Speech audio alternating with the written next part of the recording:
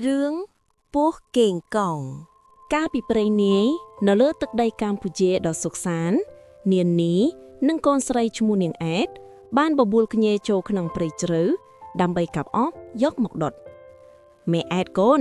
មកតាមម៉ែឲ្យជាប់កុំដើរឆ្ងាយអីព្រៃនេះជ្រៅណាស់ខណៈពេលកំពុងពុះអូសមួយដុំធំនាងនេះក៏បានរបូតដៃធ្វើឲ្យពូថៅរបស់នាងរង្គោះធ្លាក់ចូលទៅក្នុងរន្ធដីដ៏ធំមួយអាយ៉ាស្លាប់ហើយដងអ៊ូនធ្លាក់ចូលក្នុងរន្ធនឹងបាត់ហើយនាងនេះអត់មើលទៅក្នុងរន្ធក៏ប្រទះឃើញពួកកេងកងដ៏ធំមួយកំពុងនៅទីនោះនាងក៏នឹកភ័យផងអរផងលោកពស់អើយតើលោកអាចជួយហុចដឹងឲ្យខ្លងវិញបានទេពួកកេងកងបានឆ្លើយតបវិញដោយសំឡេងគ្រលោថាវានឹងឲ្យពូថៅទៅនាងវិញលុះត្រាតែនាងព្រមធ្វើជាប្រពន្ធរបស់វាបើនាងព្រមធ្វើជាប្រពន្ធអញទើបអញឲ្យដឹងនេះទៅនាងវិញ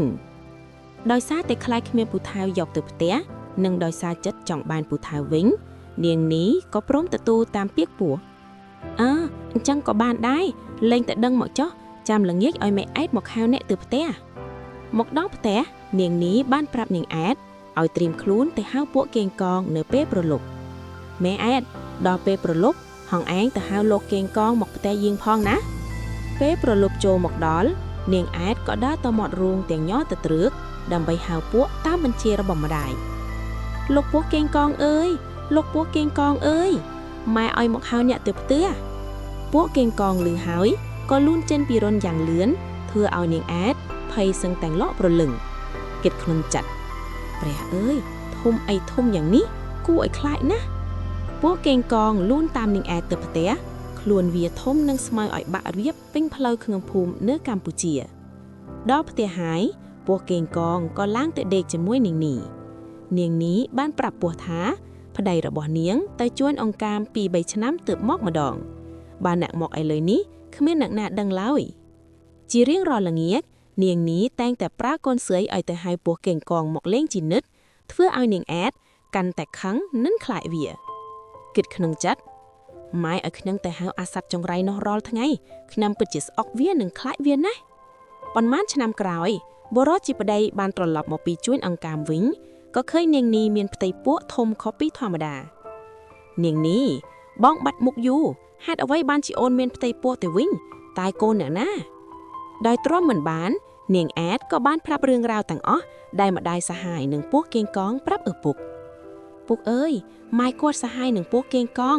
ឲ្យតែប្រលប់ម៉ែឲ្យខៀងទៅហៅវារាល់ថ្ងៃបរោះជាប្តីខឹងជាខ្លាំងក៏រៀបចំផែនការសម្លាប់ពោះនោះឲ្យនាងអែតទៅហៅវាដោយស័ព្ទដងមីអែតល្ងាចនេះហៅឯងទៅហៅវាដូចដើមចាំអញកាប់វាឲ្យស្លាប់នៅមាត់ទ្វារកុំឲ្យម្ដាយហងដឹងឲ្យសោះពេលពោះកេងកងលូនចូលដល់មាត់ទ្វារបរោះជាប្តីក៏ស្ទុះចេញមកកាប់ពោះនោះដាច់ជាកំណាត់ស្លាប់ភ្លាមមួយរំពេកងាប់ទៅអាសត្វចង្រៃហ៊ានមកហៀសហាយនឹងប្រពន្ធឯងផងឬបរោះបានកាត់យកក្បាលពោះដាក់លើមែកពុត្រាកន្ទុយពោះដាក់លើសង្កាហើយឲ្យនាងអែតយកសាច់វាទៅស្លោឲ្យម្ដាយស៊ីកុំឲ្យនាងដឹងរឿងនេះឲ្យសោះ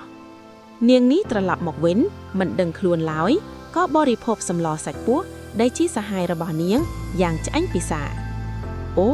សម្លថ្ងៃនេះផ្អែមជាងអញម្លេះមេអែតតើជាសាច់អ្វីទៅស្រាប់តែមានក្អែកមួយបូរឡើងប្រាប់ថាអ្វីដែលនាងកំពុងស៊ីគឺជាសាច់ប្តីឯងសហាយរបស់នាងឡើយកឡក្លែមខ្លោមស៊ីសាច់ប្តីឯងក្បាលដាក់លើមែកពុត្រាកន្ទុយដាក់លើសង្កា